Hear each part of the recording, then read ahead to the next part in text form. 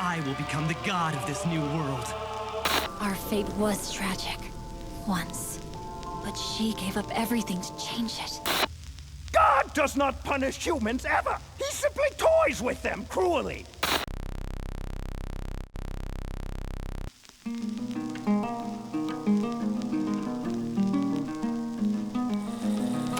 Human beings really dislike not knowing things. We want certainty, whether that's in our career, our home life, our knowledge, our relationship, but this isn't a modern phenomenon. It doesn't only apply to such modern things. Avoiding the uncertain makes for a better rate of survival. As intellectual beings, we have the ability to acquire information, dispel doubt, and think before we act, however much it sometimes feels like we don't. We ask why, and whether positive or negative, we've become an exceptionally evolved race from this. But no matter how far we flee from the harsh natural world which bore us, there are some questions which we feel are never answered. Questions which rise above the concrete world into our abstract minds. Why do I exist? What is my purpose? What will the future hold for me and everyone?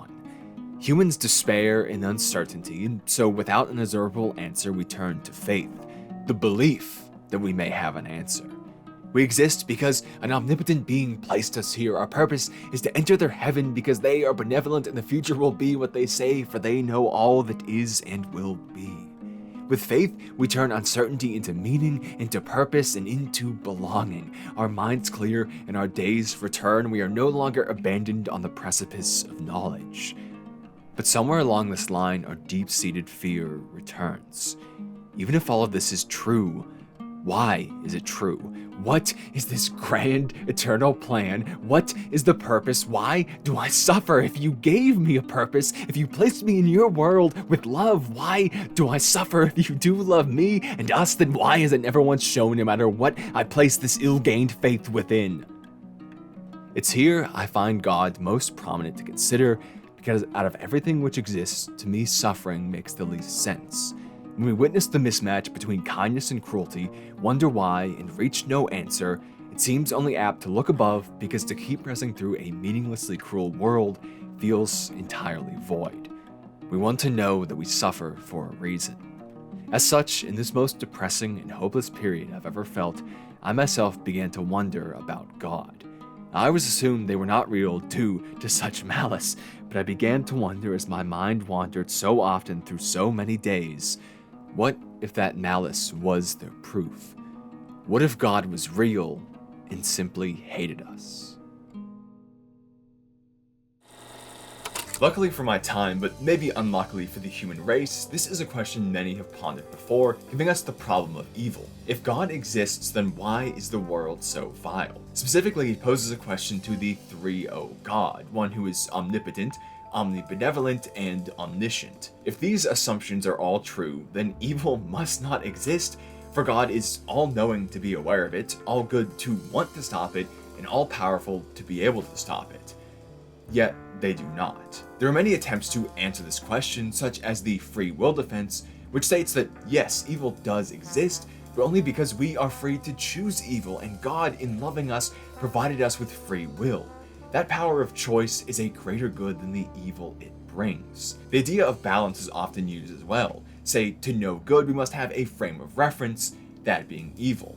One simply cannot be without the other, so for God to be good, the world must include evil. But these refutations have flaws of their own, and we could go in circles all day about whether God is flawed or not. In my recent struggles, I've come to believe that if God does exist, whether they are a being, a force of the universe, the laws of physics, or any form, is simply flawed. And as such, I want to focus not on the problem of evil itself, but rather what we do in response.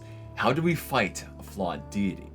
Now before we begin, I want to make note that for each section, I'll include a term you can search, which can provide more details for some of the aspect I drew upon to make this video, and I encourage you to do so because I wasn't able to include everything in those within the contents of this video. And now this is a minority of my own thoughts and mostly a primer on the thoughts I've taken from others, but I think such a compilation can provide value both as an introduction to series with deep topics and information to further the self-discovery of those topics, as well as a nice reprieve of entertainment. So I hope you find something worthwhile like that in in this video. Also note that every series here will be spoiled. God doesn't usually kick off a story, so remember that the chapters feature can be used to skip ahead, and no one section is required for another.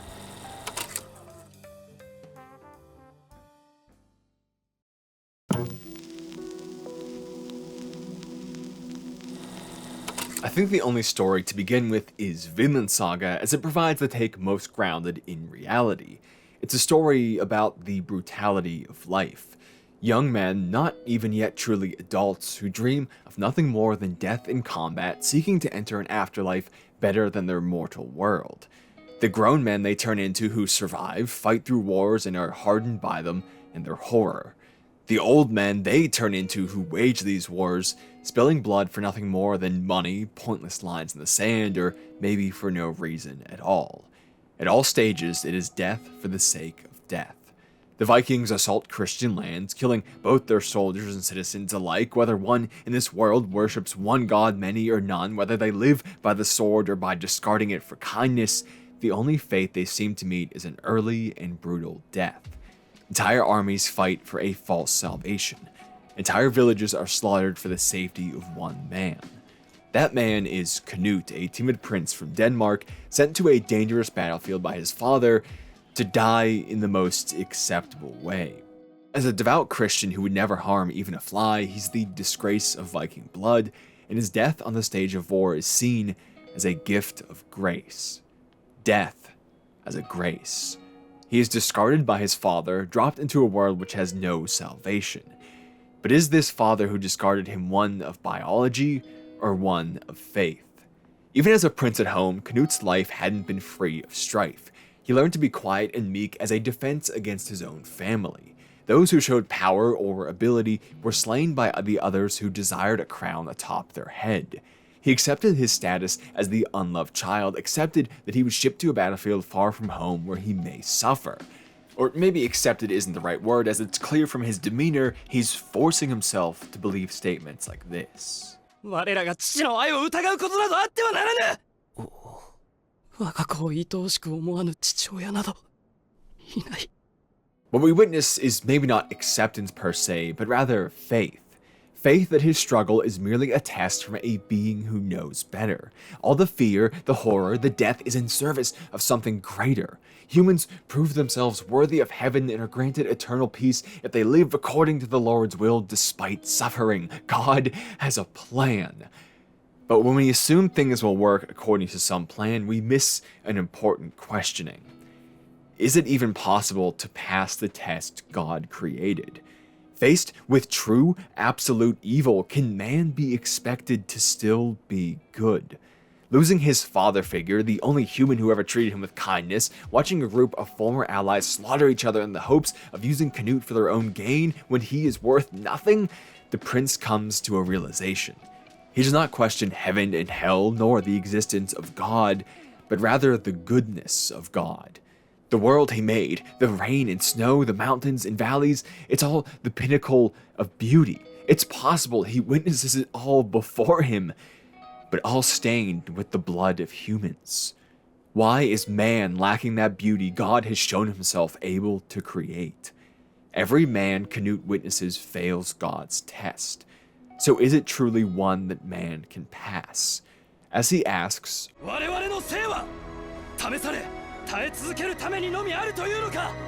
out of a love for his fellow human beings, he rejects the God he still believes in. If his test is so harsh it drives man to everything which we have witnessed, then his test is flawed.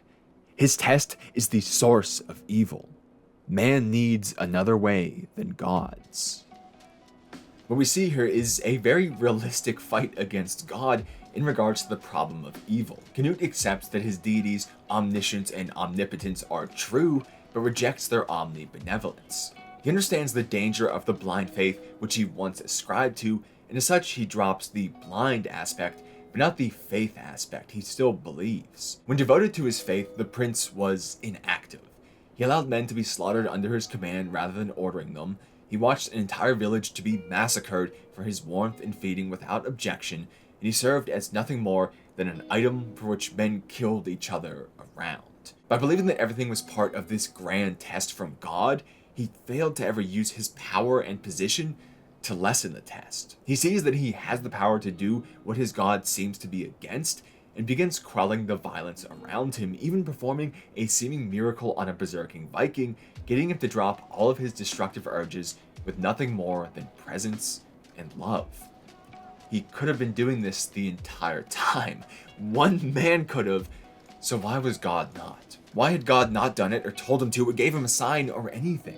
Why was the test suffering itself and not to see if we could find the alleviation of it? And so he fights God by presuming to create a heaven on earth. If no one will pass the test required for eternity, then they may as well approximate it while we're here. He begins to live his life to the fullest potential which was afforded to him, taking his own shot at the reins which would allow him to control and change the world. His fight is, in essence, living life to his fullest. It's saying to God, even if you do exist, I do not wish to receive salvation only through the suffering you present us. I will live the life I was given as I see fit with my own purposes. If God is not good, but is all-powerful and all-knowing, what other choice do we have but to live life in service of ourselves, despite the controls they placed on us?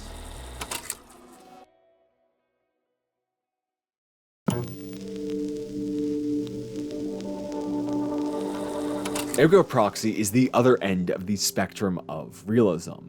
Humanity here is relegated to domed cities in a harsh, ruined wasteland. The one we witness most, Romdo, is a bleak civilization where every important duty is carried out by robotic assistants, and the population live menial lives with a given purpose.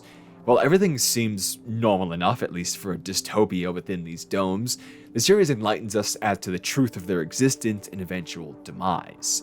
Each city is ruled over by a sort of pocket god aptly named proxies. They shape the world within, its contents and people who cannot reproduce. That function is carried out in pods, and the cities themselves require the proxies to remain powered as they do, and thus support life, all creating a system which relies on these gods. From cyberpunk metropolises to cartoon amusement park, each god crafts their own world and bears witness to the wonderful fruits of their labor. Fruits which rot and die. These deities are not all-powerful. They normally love their creations, they know their worlds, but they do not have the power to solve the issues they themselves created. Famine and war and disease and tragedy still befall their citizens. As nearly immortal beings, they are forced to watch as everything they created is thrown back in their face. They are failures embedded with souls.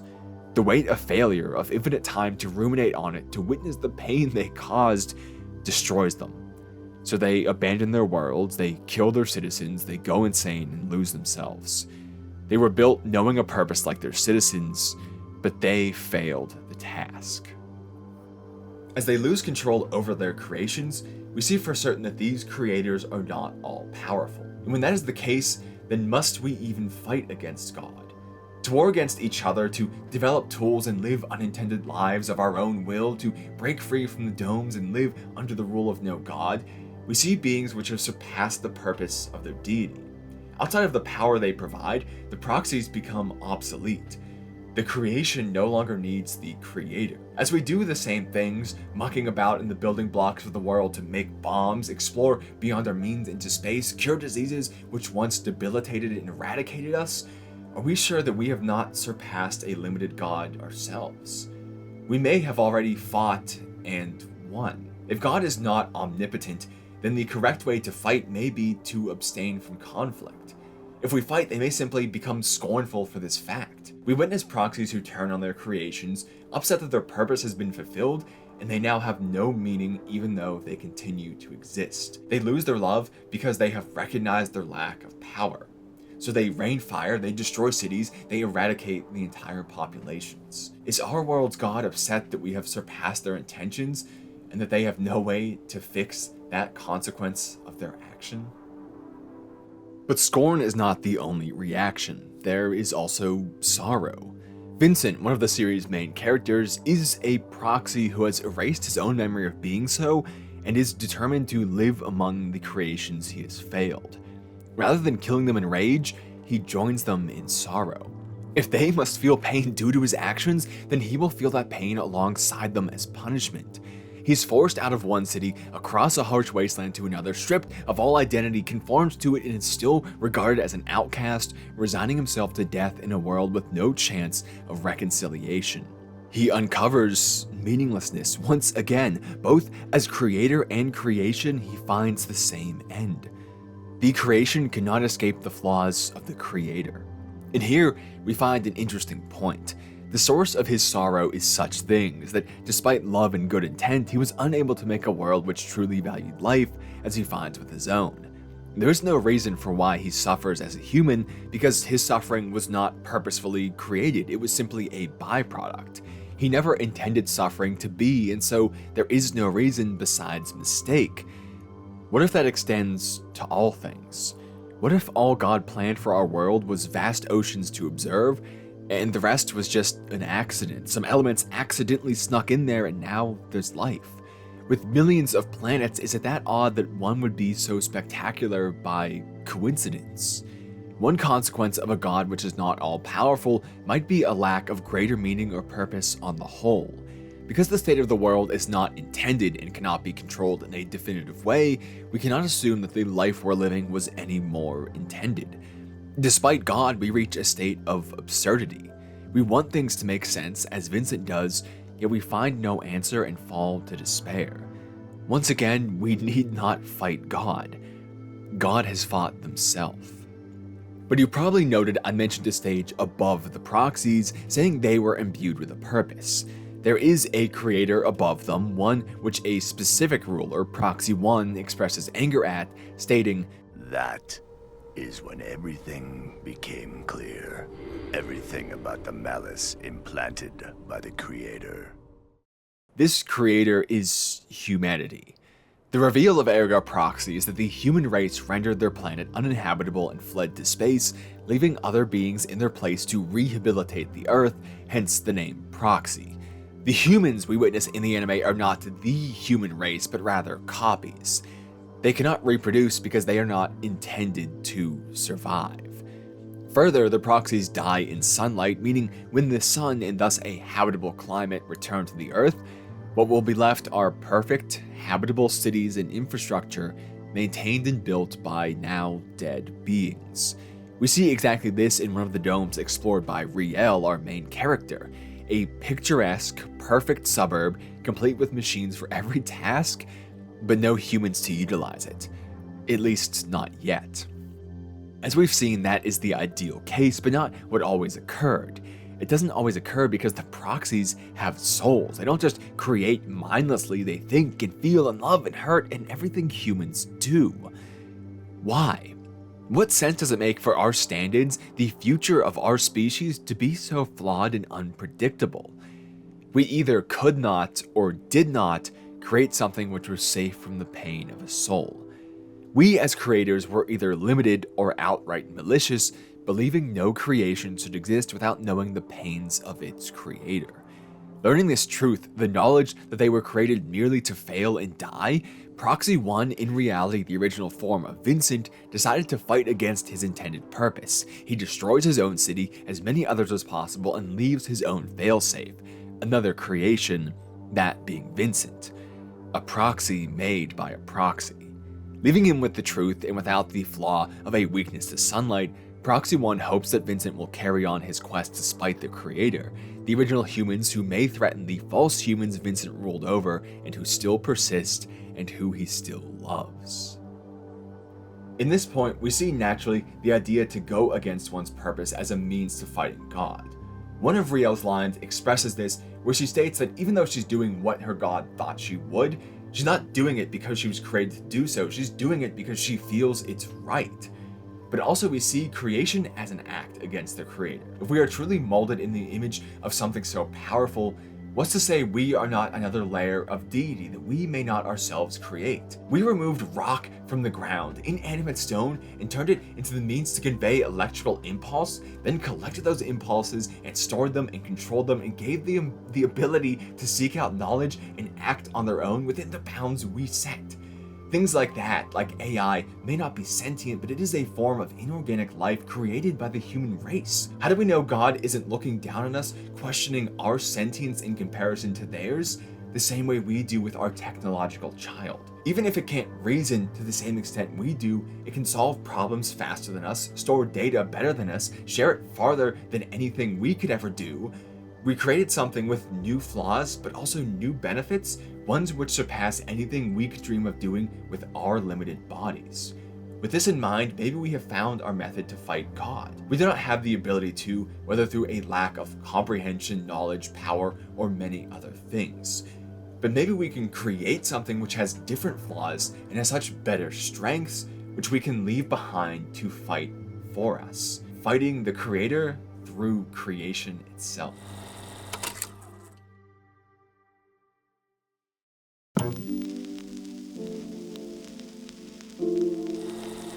One of the most striking elements of Ergo Proxy's story is that of Vincent being a god, living among his beings to experience their pain. We have no way to prove that there is not a god living among us in that kind of way, that we are abandoned, but because we were loved. But I think it serves best to look at a similar idea in a similar series, Serial Experiments Lain. A shorter and thus, in some ways, simpler story than our others so far, it begins with an unremarkable life.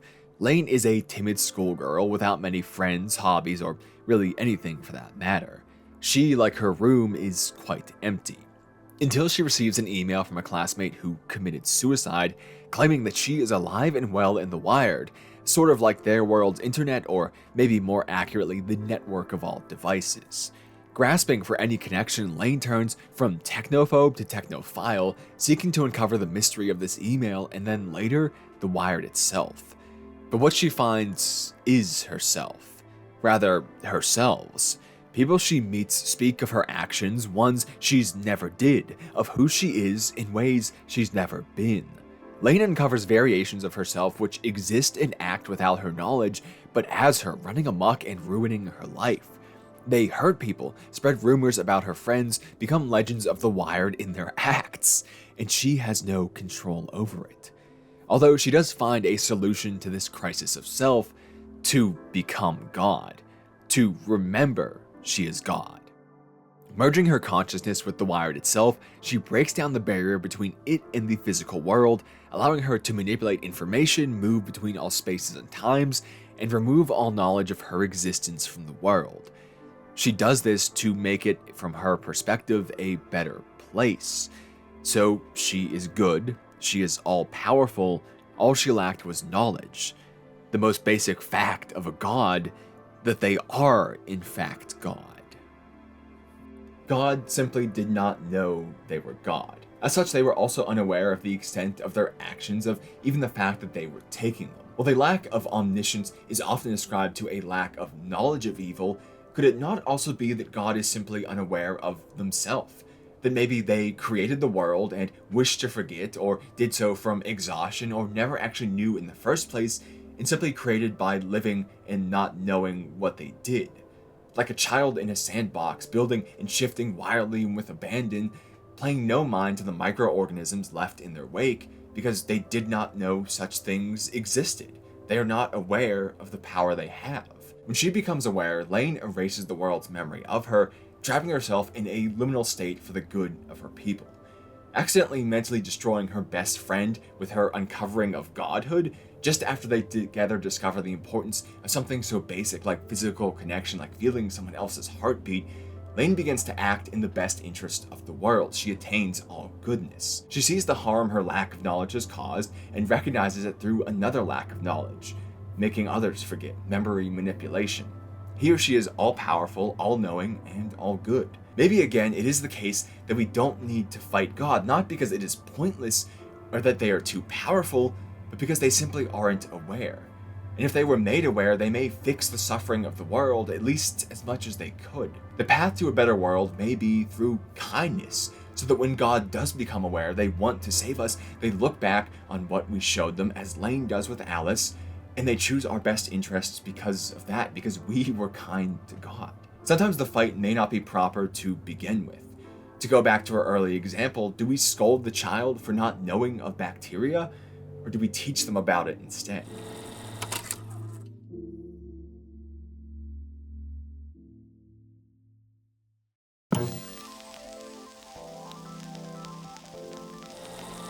But if we are going to fight, we would like it to be an even playing field. If God is all-powerful, it may suit us to, in a way, become God to fight them. And what better series is there for becoming God than the only recently dethroned, most watched anime of all time in the West, Death Note? While Light's insistent speeches about becoming the god of the new world are his egomania, a stark contrast to his straight-laced student persona, there is more to it than empty prose. We can see his actions as operating towards the goal of achieving all 3 points usually associated with a god. Upon acquiring the Death Note, the book which if someone's name is written in it they will die, which is the literal power of this world's gods, Light begins to simulate the first point, omnipotence. He is almost as powerful as a being can be.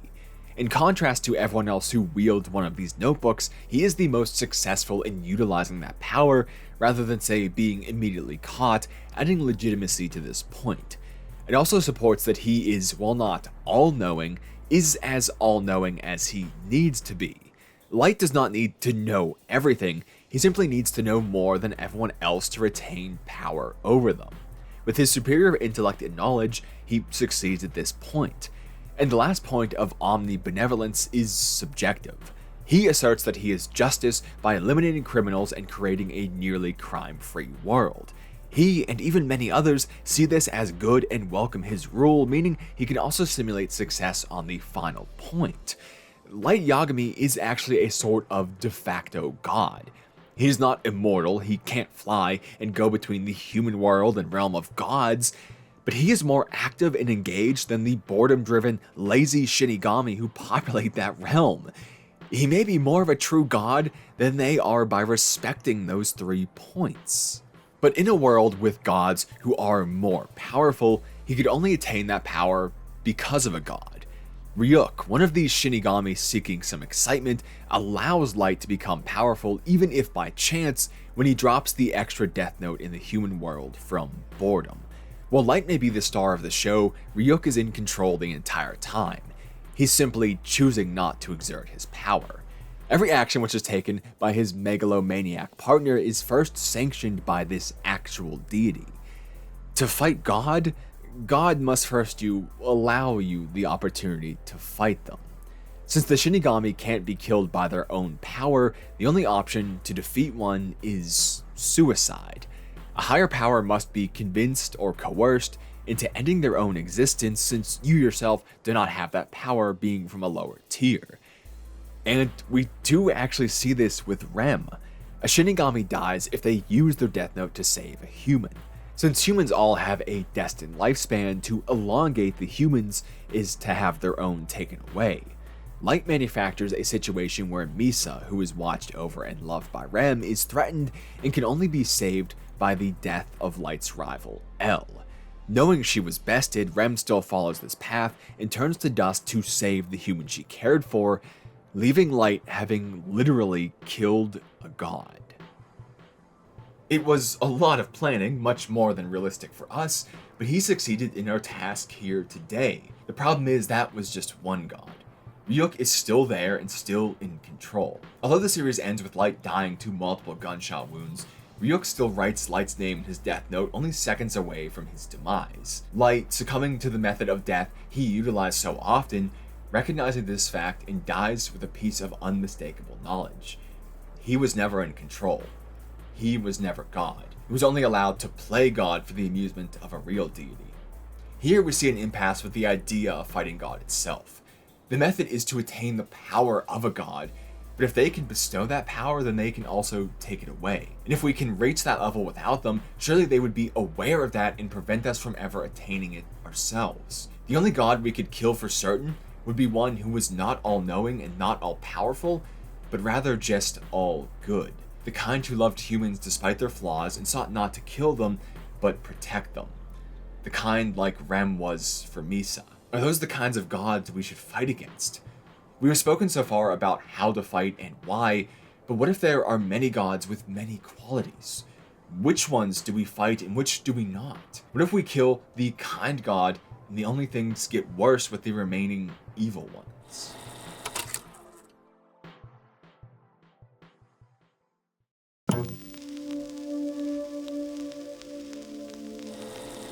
In all of our cases so far, we have made the assumption that the problem of evil is true and needs to be solved for God to exist in the three omni state.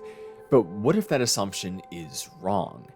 Can God be all-powerful, knowing, good, and still allow evil to exist? Fate Zero, in classic Uro Butcher fashion, takes a new twist at examining this issue. Castor, one of these servants summoned by the Holy Grail to fight for it and the wish it can grant, is a sadistic maniac. He and his master Ryunosuke commit heinous deeds which deserve no flowery language. They torture and kill children, claiming this work to be their art and the purpose of their beings. They leave this death and destruction to fester and call it the grace of art. Returning to their hideout to find the artwork destroyed, both fall into anguish at the loss of their work. Ryunosuke wonders, Maybe we were just having way too much fun, and so God decided to punish us. which is met with absolute scorn from Castor. He claims that God cannot exist precisely because of their actions. Castor spent his entire time alive, not just as a spirit, but as a man defiling, torturing, killing, and yet he was never punished. He wished to be, he desired it as proof that a higher being did exist, could interfere with the world and save it. But the only punishment he found was at the hands of fellow humans who coveted his land and possessions and so had him put to death. Clearly, because he embodied the very problem of evil itself and was never punished, God cannot exist. But Ryunosuke offers a different take. Is it true that a good God must actually hate evil? Before we get into this argument, let's lay some groundwork for the argument of a deity who is simply seeking entertainment. To start off, what need does an all-knowing, all-powerful God have to create our world? If they could create anything, making a world which changed and evolved would be seeking to bring into reality that which God did not already have. But they have or could create everything. Normally this leads to the omnipotence paradox. Can God create something even God could not lift? Either way, they prove themselves limited, but here we look at that and ask, but why would they do such a thing? And the answer may be simply because. If we assume that boredom is not a negative trait, given it is one which spurs action and which would naturally follow from a being who has achieved all there is, then it stands to reason our existence may be nothing more than the entertainment of God. As Bo Burnham so famously sang, "You're not my children, you're a bad game of Sims."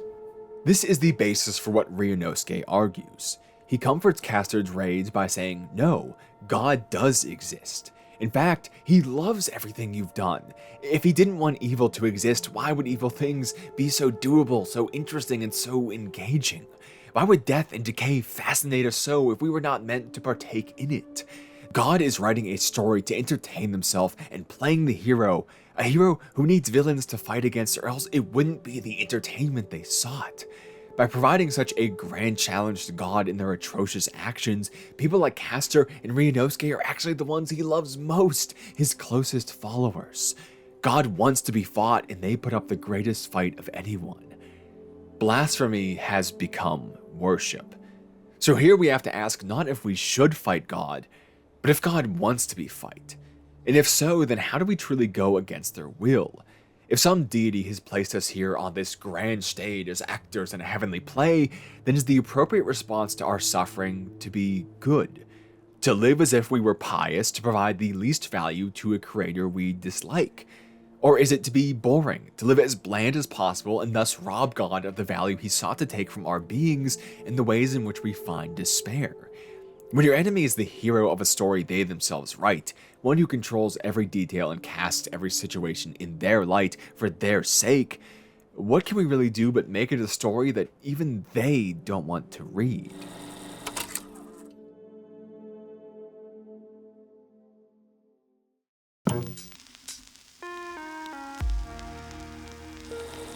One of the most common reactions to the problem of evil is the fact that God may be incomprehensible. Our worldly sense of power and knowledge, and especially morality, may not be developed enough now or ever to understand the workings of a divine being. We point out tragedy and claim that God cannot be good, and the counterpoint is that yes, to us those things seem awful. But what if, in some holy plan, they were actually part of something better? I don't want to focus on that sentiment much, because my reaction to it is very much still Canute's. If God's morals do not serve our world, then whether they are right or wrong is of no concern. I will fight them on principle for our sake. But there is a nugget in there I want to explore further. What if we just can't comprehend God? Not just their ethics, but say, in general, like with our senses. How do we know that we could see a higher power with our limited eyes, or hear them with our worldly ears? Would they play by the same laws of physics which bind us and create our perception? Or is there some higher plane in which God exists? If there are rays of light we cannot see, how do we know we'd see God? These questions could go on, leaving us with an endless stack of things we can't answer, which may offer an explanation for the seemingly lack of godly care in our lives. This is a theory which is unfalsifiable. Every bit of evidence against God could be reasoned as proof of their incomprehensibility. But despite that making it not much for debate, I think it's interesting to explore the possibilities. Have you ever considered what your reaction would be to a foe who you physically cannot understand? Well, some have before, and let's see what they created from that feeling. It's here we find Gurren Lagann. In the series' final arc, a newly burgeoning human race is threatened by a collective known as the Anti-Spiral, named for their will going against spiral power, the drive of natural beings to move forward. Seeing that the continual release of this energy will eventually lead to the death of the universe, these beings gave up their collective wills and drive and became overlords of the universe, stamping out all sentient life which exceeded beyond meager means. As such, races like humanity were made to live in ways where they would never expand, say confined to villages underground and nothing more. However, a constant war isn't the method the Anti-Spiral employ in service of this goal. Having achieved a form which is incomprehensible to living beings, where they exist in a greater dimension all-powerful and all-knowing, believing themselves to be acting in the greatest good, the Anti-Spiral fight each race on common ground. They temporarily present themselves in a comprehensible manner and defeat their foes on level ground in order to inflict ultimate despair. They allow the Spiral races to come oh so close to winning, to feel like it, only to realize they never even had a chance. There was no way they would ever win. And so they return to their worlds defeated and never again challenge their godly foe, content to take what they can get. This is what we see with Lord Genome, the former Spiral warrior who sides with the enemy's motivations even though they inflicted despair upon him, as he seals humanity underground so their population will never become large enough for the Anti-Spiral's attention. Eventually, they forget a surface ever existed, and this is the point of ultimate despair, to remove the very drive to push forward itself. Humans have a desire to understand, and this deity which is not able to be understood then provides them with one fact they can take away. That's just despair. Our desire to understand becomes the exact way in which God kills us. But leave it to Gurren Lagann to present an out through irrational logic. If we can't understand God, then we'll refuse to even try. Instead of saying we must understand, Simon and his crew say there is nothing to be understood. What's before them is reduced to simple logic by kicking common sense to the curb. There is a force standing before them, attempting to kill them. Whatever the intent or reason, the only option is to fight. Everything else leads to the same dark path. By rejecting overthinking and maybe deeper thought on the whole, they reach a more positive idea. We even see this as the Anti-Spiral tries to trap them in their own thinking, and they break free from it. Their method of fighting is pretty paradoxical as well. Since they are fighting that which makes no sense, then humanity must make even less sense. Going against all expectations, striking everywhere at once, throwing themselves into everything which they don't understand, Simon and Team Daggerin defeat an all-powerful foe by preventing that foe from comprehending them. If there is nothing which exists that God cannot control, then we must become something which does not exist so they have no power over us. We were gifted logic for one reason or another, and it seems safe to say a gift so complex came from something with a similar characteristic. God enjoyed their ability to reason and so bestowed it on us as well. And that can be used against it. Some things will never make sense, and God is likely one of them. So what is there to do but make even less sense than them? Coming from a series which is also all about overcoming weakness and spurring on action, I think there's a lot more here than just don't make sense. It's that sometimes trying to make sense of things makes no sense. If we spend all day trying to understand God to then fight them, then we've already lost the war because we'll never reach an answer and never do anything. Sometimes the most sensible thing to do is that which makes no sense.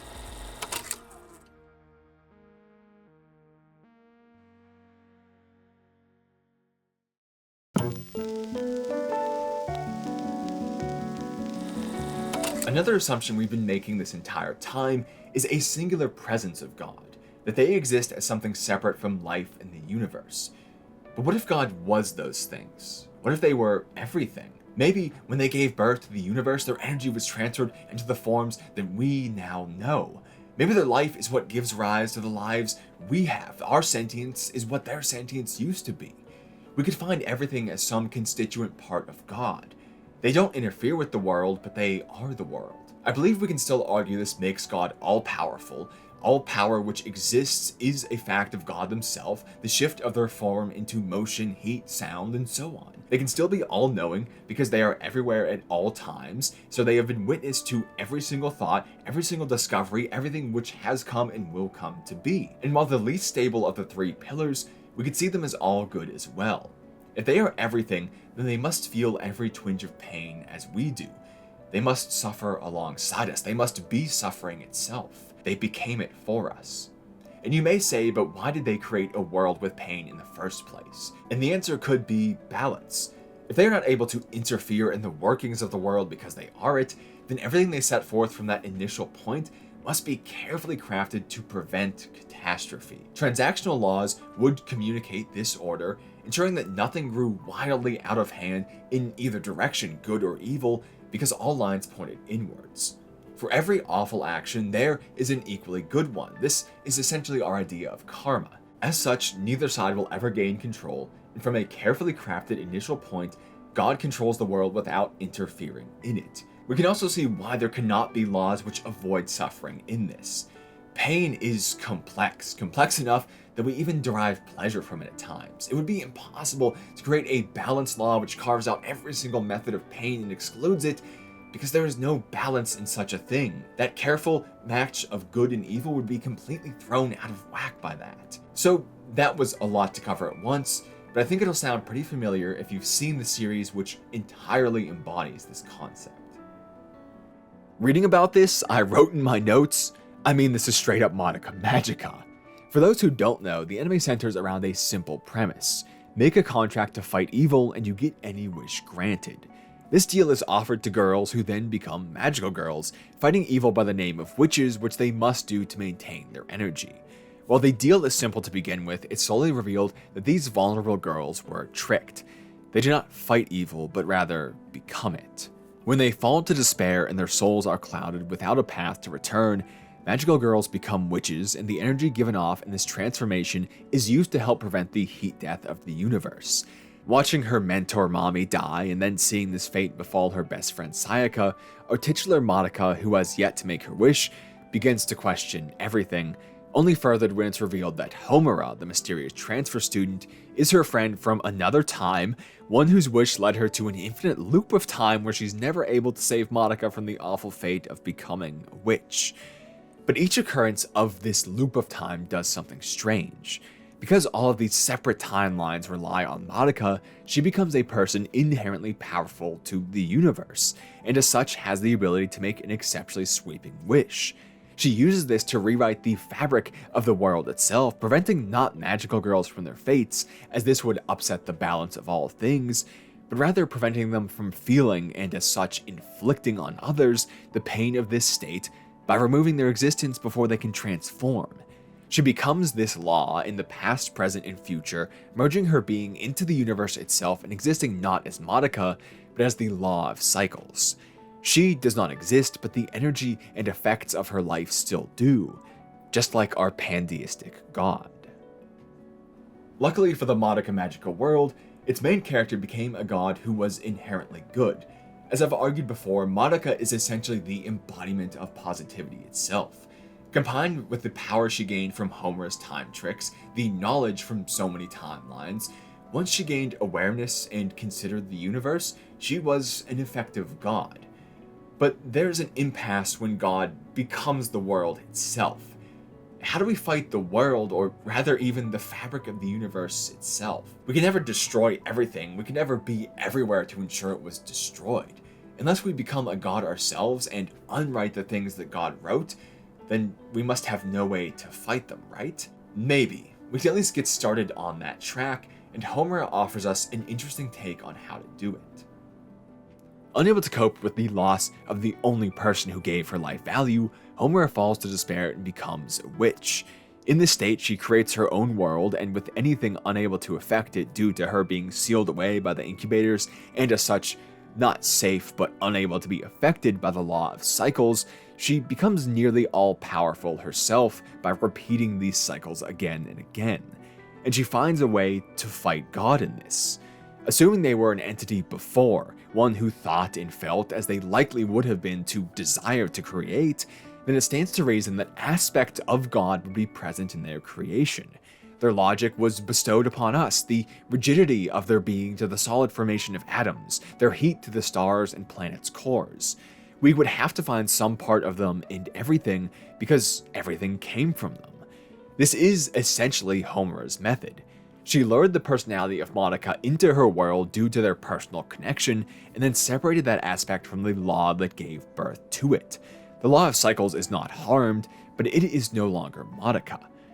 If you leave behind the energy, the omniscience, the omnipotence, all the powerful aspects, and leave just this personality, say, then have you killed God by reducing them to a simple mortal? What makes them God? Is it who they are, or why they are? Now, how do you draw out the persona of God from all things? Well, I can't say it's easy. Sticking with what I've analyzed from the series before, I believe the method would be to become the opposite of who God was. If the world must work on balance due to the nature of their creation, i.e. good and evil attract or balance out in some way to maintain the universe, then the opposite of who God was would have to draw near everything which constituted God before, or at least their personalities say. Madoka was kind to everyone, Homer to none. Madoka was hope, Homer pessimism. Light, darkness, good, evil, selfishness, selflessness, they are diametric characters which draws them together in the name of balance. If we can somehow know who God was, we can continue to fight them by becoming everything they were not. But I can't say knowing that would be simple in itself. There's a lot that would go into knowing God. But that's going to have to be a topic for another day, because this is already one of the longest videos I've ever produced. I thought about splitting it into multiple parts, but I've done that once before and I still feel cheap from it to this day, so I decided not to here. But it was a lot of effort and realistically more than I should have taken on for a weekly release, so any support that you could provide to help this one do better would be greatly appreciated. You know, likes and comments, everything, engagement, algorithm. Yes, because it helps the video do well, but also because many of you probably know these topics better than me. I was doing more of a jack of all trades thing here, and so you can share that love and knowledge in the comments to better this community we've made. And I know people probably say this all the time, but the comments really do help me stay motivated with this, because like I'll see people saying like, hey, you sharing your story really helped me put mine in perspective and all that, and literally just seeing one of those makes it all worthwhile, because I brought something positive from what I've felt, and that's what I'm trying to do for myself and shout into the void of the internet, and it just kind of validates the whole experience. So those really do mean a lot. I'm off script, so I don't have the right words to express that, because I'm awful going off the cuff.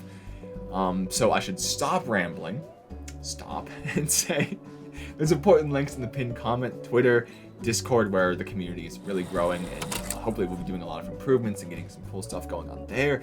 And most importantly, Patreon, where these lovely people above me support me and help me keep doing this crazy, wacky, wild thing I get to do and love so much. So big thanks to them, but to everyone for your support and kindness in watching. And I'll say thank you for watching, and I hope I'll see you again soon.